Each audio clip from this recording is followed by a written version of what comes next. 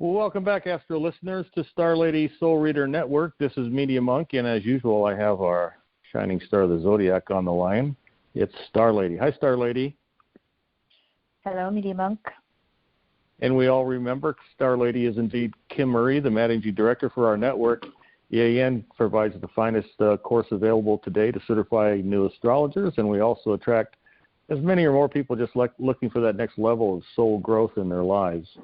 She studied the EA paradigm for 35-plus years. Collectively, now we have hundreds and hundreds of students across the planet studying our EA course materials, participating in podcasts like these, live forecasting webinars. By the way, we have a Venus retrograde coming up in December, so we'll do a December 13th Venus retrograde in Capricorn live event webinar at 6 to 8 p.m. Mountain Time. Get your enrollment and registration link via that event newsletter landing in your inbox, but you must be on AstroNews. Okay, Star Lady, so it's a lunar eclipse, kind of a special event here. We're going to talk about some fixed energy in the sky, and there's a lot going on, some squares, some blah, blah, blah, and I'll turn it over to you for all the details. You are correct, Media Monk. Not only do we have a lunar eclipse, this lunar eclipse is part of a T-square in the heavens. As a matter of fact, we have 2 T-squares going on with the planets right now. And for somebody who doesn't know this, when we say a T-square, it means that there's 2 planets opposite each other in the heavens, and then there's a third planet halfway between, and it kind of forms that letter T. So we have 2 of those going on. We know that throughout 2021, Saturn is making 3 last quarter squares to Uranus. Saturn's hanging out about 8 Aquarius. Uranus is retrograde at about 12 Taurus. Well, right now, Mars in Scorpio, actually November 17th, Mars makes an opposition to Uranus retrograde at 12 degrees Scorpio to Taurus. And we just had Mars a few days ago from this recording make it its own last quarter square to Saturn. So here's 3 powerhouses, and yes, those fixed signs, Media Monk. And so there is frustration with T-squares. There's opposing forces with T-squares.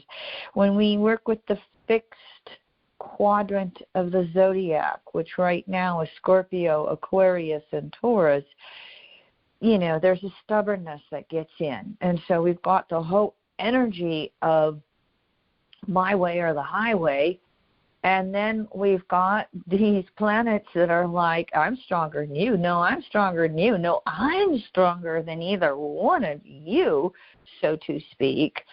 And it just can, it's one of those situations where you want to drive defensively, be careful, check things out more than once, take a deep breath before you want to bite somebody's head off, and just see if you can move through the energy as gracefully as possible. In other words, where are you stuck? Where are you being stubborn? Where are you wanting to retreat into yesterday or hold on to today in order to feel secure? Mars is transit through Scorpio for about 6 weeks. It really brings up all that metamorphic energy of a Scorpio. In other words, being fixed water, emotional pressure builds until something has to be addressed in a different way. Now, Saturn in Aquarius could potentially, give us some insights into how it is that we could change. But Saturn in Aquarius as well, Saturn's always wanting security, wants to be in charge. All 3 of these planets, Mars, Saturn, and Uranus, want to be in charge, have the last word. And the last quarter square, we've got 1 more to go, the end of the year, between Saturn and Uranus, it's just showing us left and right all over the world where old reality structures are breaking down, where we have got to move forward in new, innovative ways. Nowhere do we have a bigger example of that than the whole situation of climate change on planet Earth. And so we get all these countries that come together, from the rich to the poor, from the free to the authoritarian, and everything in between. And our Saturnian consensus world tries to come together and agree how we're going to address this changing climate of ours. And Uranus in Taurus, as I've been known to say, is one 7-year-long Earth event. You know, who knows how it's going to show up and tell us we're not changing fast enough, need to speed things up. Stay tuned. You know, consensus reality wants to be more secure than anybody. Consensus reality has more buttons pushed with change than anybody. And so we can really be digging our heels in right now and maybe making the appearance to change, but it's not really happening. Thank goodness for evolution. Thank goodness for the young ones on the planet showing up to change things, because they want a place to live. So this is kind of the backdrop to our second T-square, which is the lunar eclipse with Jupiter in Aquarius right in the middle of it. And, of course, we're entering into a south node eclipse season. That means the sun is traveling on the south node of the moon at about 2 degrees Aquarius. And this is a full moon of Taurus. So we have the moon hanging out with the north node in Gemini, while the actual lunar eclipse is the moon in Taurus. The lunar eclipse is going to take place in the early hours of November 19th here in North America. And again, 27 degrees, sun in Scorpio, moon in Taurus. They are T-squared by Jupiter at 24 degrees Aquarius. We will sometimes loosely say that Jupiter expands whatever it touches, and it can do it in positive ways, it can do it in negative ways. Here again, while the nodal axis of the moon is, north node 2 Gem and south node 2 degrees Sag, the T-square of the lunar eclipse is in fixed signs. And so here's Jupiter building up emotional pressure. Here one more time. How flexible can you be? How adaptable can you be with all of this fixed energy of a sun-moon opposition with Jupiter right in the middle, kind of squaring off and handing over, I'm seeing the planet Jupiter with 2 hands up in the air opposite each other, trying to hold, the sun and the moon apart. Now, hold on. Just calm down. Take a deep breath. Kind of like our pre-call, Star Lady. Yeah. Let's just, there's too much going on to really feel good about it. So let's just get it done. It's always when you start to feel the transits the way you do, the more you become aware. I guess it's been that kind of a day, getting ready to do our little sojourn down to get our camper fixed under the warranty process, and so we'll be on the road tomorrow. And I'm starting to think that I don't know if I want to be on the road for 2 days with pulling a camper down to Colorado, but I'm already in it. Hey, You made that date, Mr. Scheduler, not me. You didn't ask your astrologer when she thought we should go. That's exactly. We're gonna have a big meeting on scheduling here before the holidays. That's for sure. We've been trying to get this. We're recording this podcast. The evening of November 16th. We've been trying to get to it for 2 days. And this interrupts, that interrupts. And it's kind of like, okay, let's just take a deep breath. Okay, can we manage to get a walk in to just, calm ourselves down a little bit? We've been taking a kitty to the vet 2 days in a row. So here's life. The pressure is building up. Pressure's building up. And something has to give. Now, before we move to the Sun and Mercury and Sag, let me just say, the Scorpio mantra, I metamorphose myself with evolving self-reliance. I metamorphose, Scorpio, myself, with evolving self-reliance, Taurus. So this is the energy of this lunar eclipse.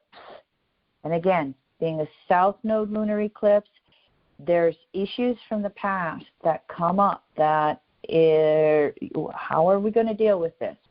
South node in Sag, what's fact? What's truth? What's the bigger picture going on here? How can we understand this from the broadest principles possible with the immediacy of whatever is going on in our world? How can we find that moon in Taurus? How can we find that emotional self-reliance through the pressure, through frustration, through the change in plans, through things happening, that we don't want to take the time to deal with, but here it is in our world. How do we find that North Node in Gemini flexibility? We're going to get 2 weeks beyond this, and this lunar eclipse is going to be followed by a solar eclipse at about 12.5 degrees Sag, December 4th. And so searching for that truth, searching for those deeper, broader answers, they will come over the next few weeks. I personally like to have a lunar eclipse then followed by a solar, because the lunar eclipse brings all that full moon energy out, and whatever's building up, it becomes known.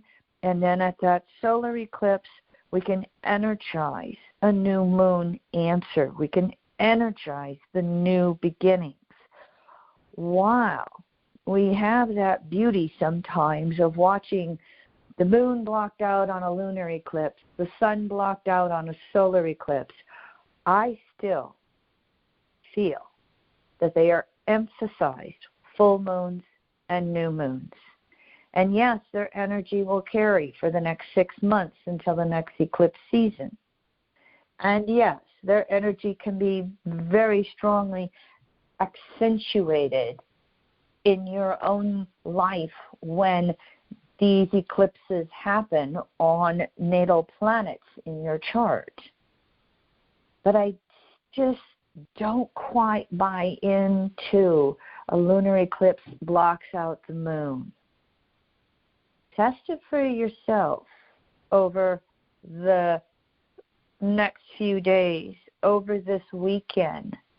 Do you feel like you're emotionally numb or voided? Or do you feel that emotional pressure building up within you? How are you going to choose to walk through an emotional release based upon whatever emotional awareness is rising up within you? Also, for the most part in evolutionary astrology, we don't necessarily look at the squares and oppositions as being all bad.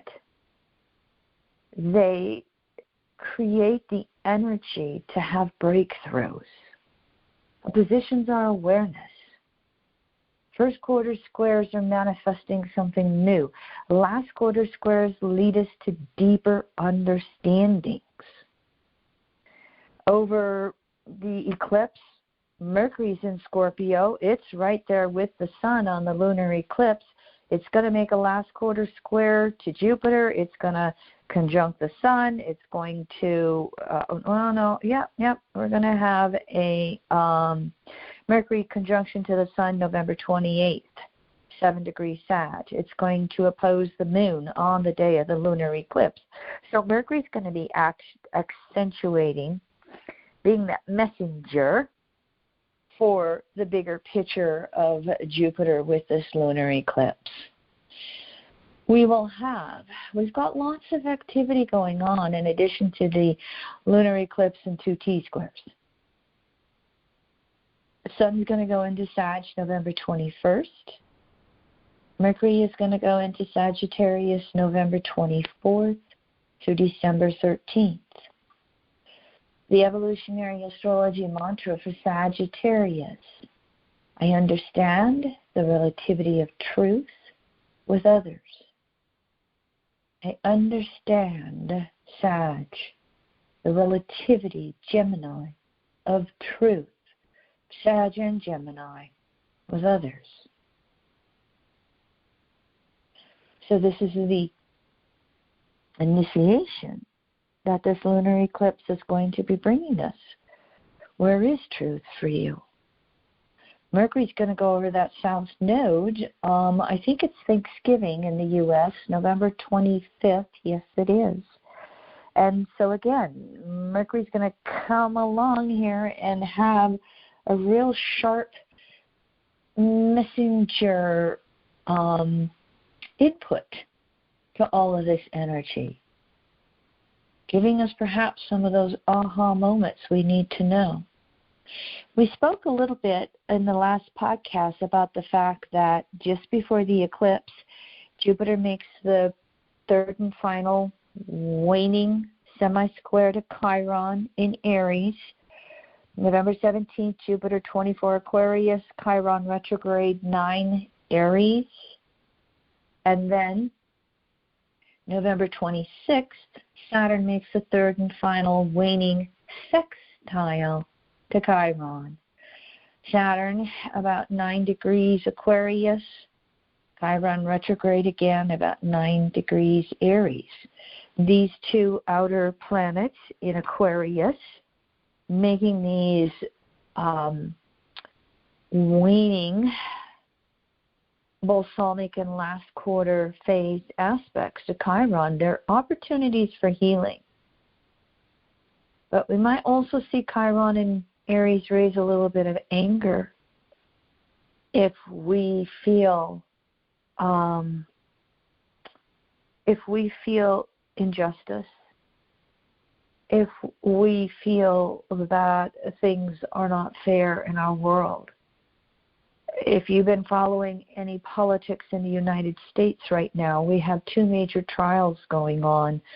We had the young man in Wisconsin who took an AR-15 to a Black Lives Matter protest and killed 2 people. It's been real interesting to watch. And we also then have a black jogger, I don't remember, Georgia, Florida, who was killed out jogging because they,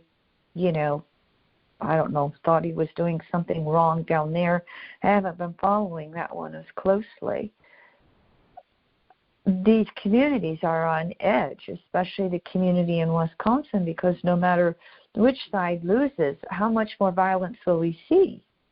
We literally have members of Congress posting animated videos of killing another fellow member of Congress.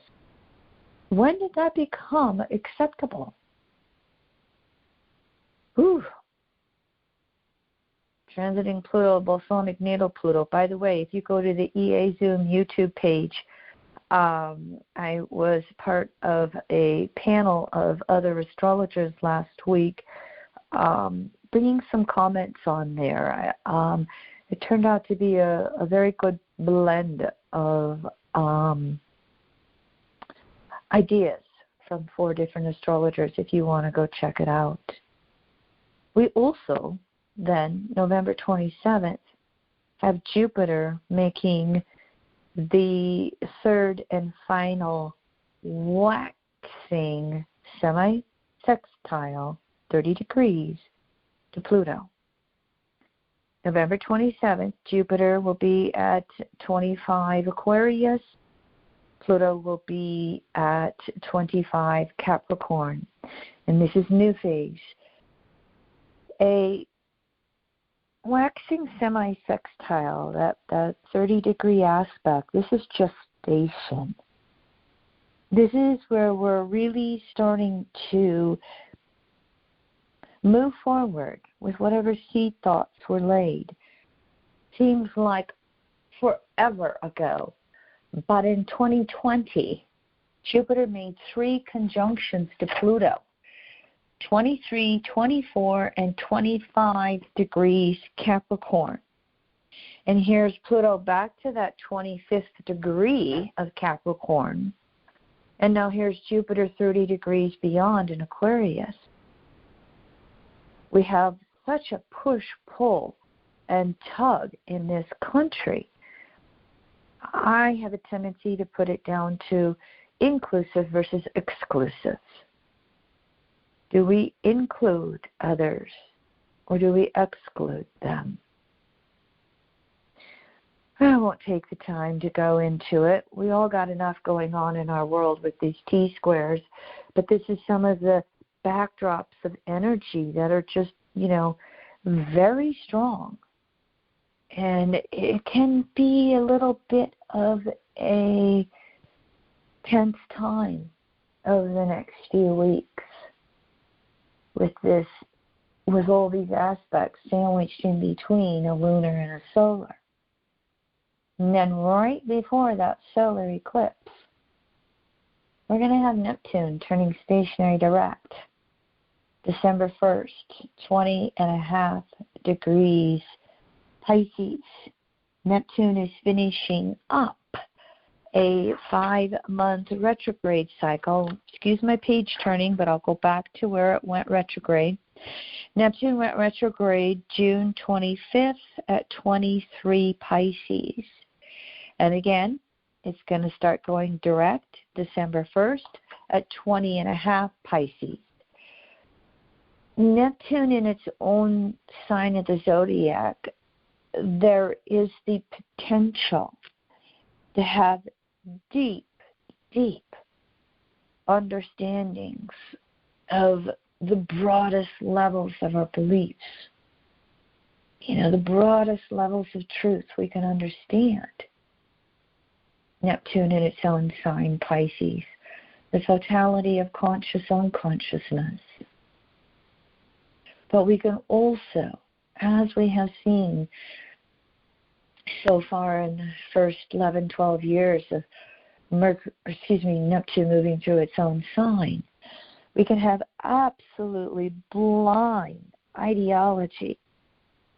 We can have absolutely blind faith to an ideal or a person and just be totally divorced from a factual truth. That hasn't left just because Donald Trump is not on front and center stage telling 20,000 lies or whatever he did. It is, showing up in this consensus world. What will it take? I think we're going to be waiting until Pluto in Aquarius, 23, 24, 2 retrograde cycles, it dips back into Capricorn. And then Neptune leaving Pisces and moving into Aries in 2025. I think we have a few years to go before whatever country you live in, whatever your community, enough people say enough is enough. We're not going to put up with this foolishness and this blindness.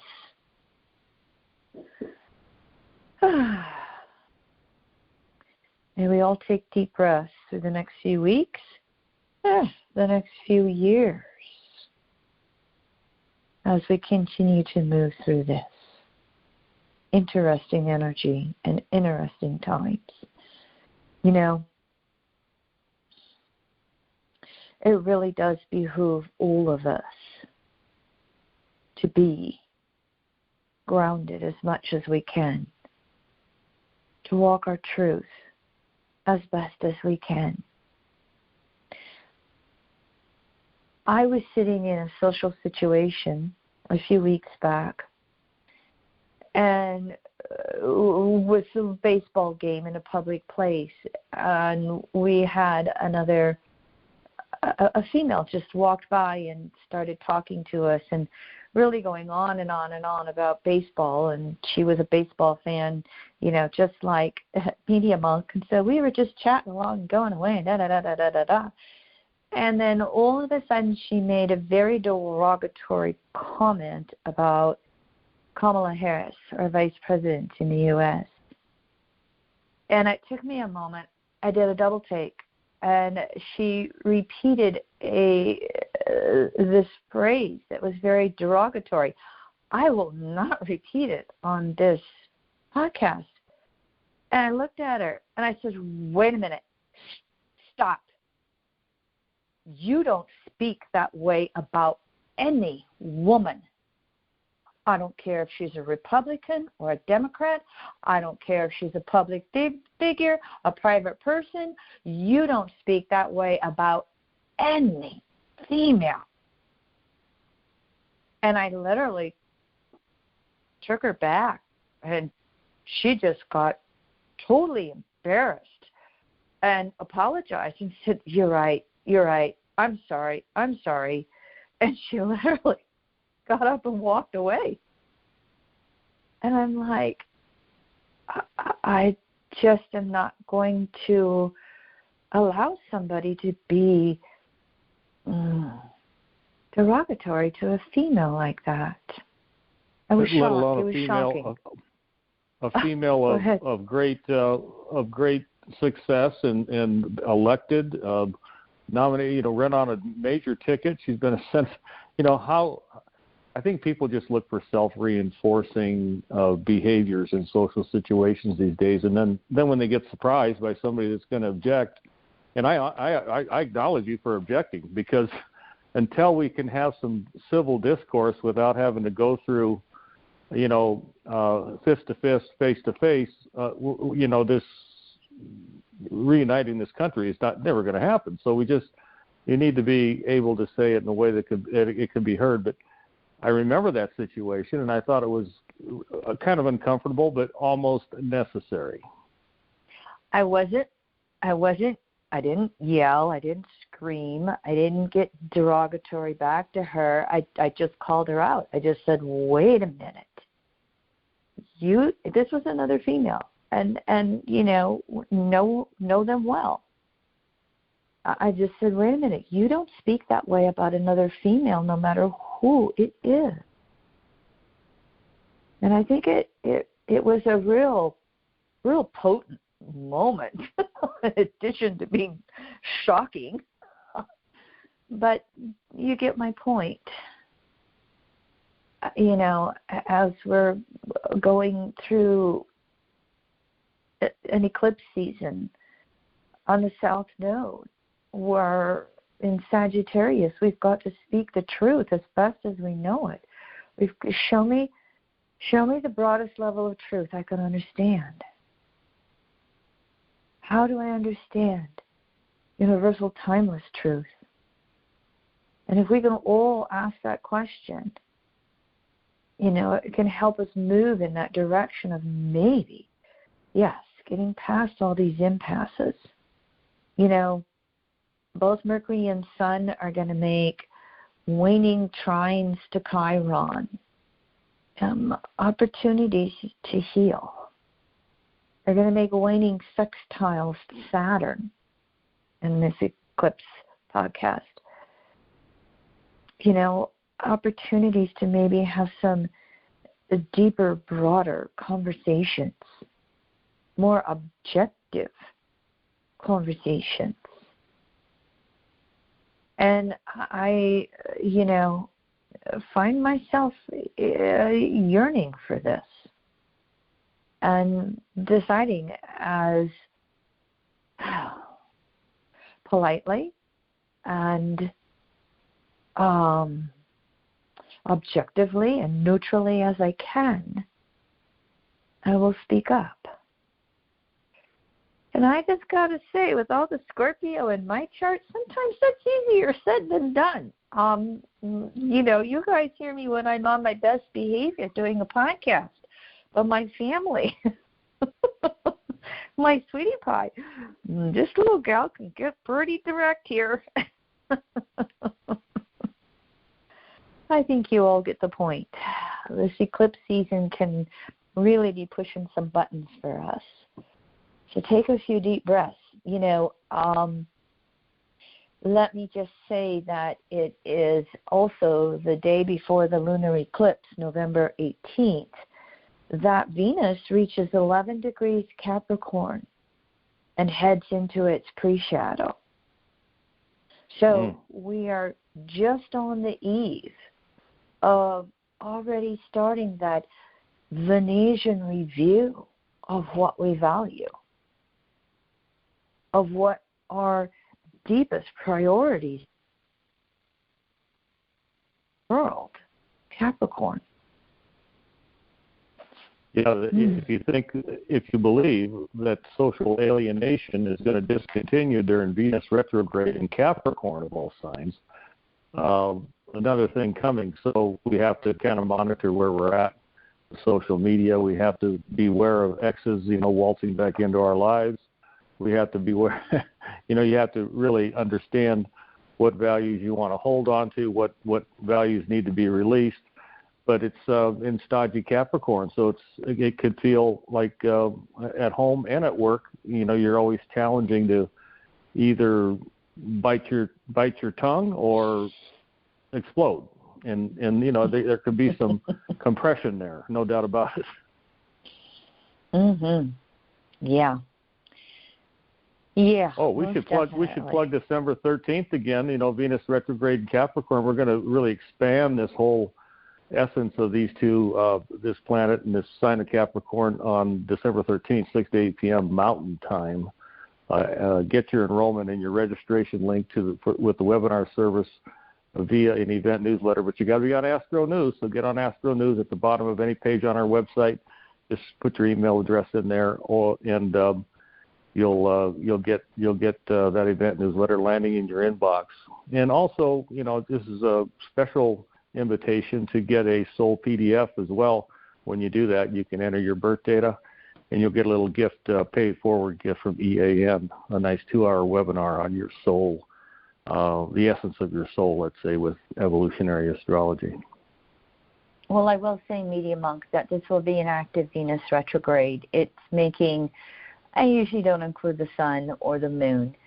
We know that Venus will have an interior conjunction to the sun. I look for its activity with the other planets. And, of course, everybody's pretty aware that Venus in Capricorn will make 3 conjunctions to Pluto in Capricorn, which is really going to get to the bottom line of our soul's relationships with ourselves, with others, with resources. The Venus is also going to make aspects, of course, to Mars, makes 2 different aspects to Mars. It aspects Jupiter, Saturn, and Neptune, and the Nodal Axis. So this will be a little bit more active Venus retrograde. Stay tuned as we go in more detail through our podcast and with the Venus retrograde class coming up. All right, one more time, everyone.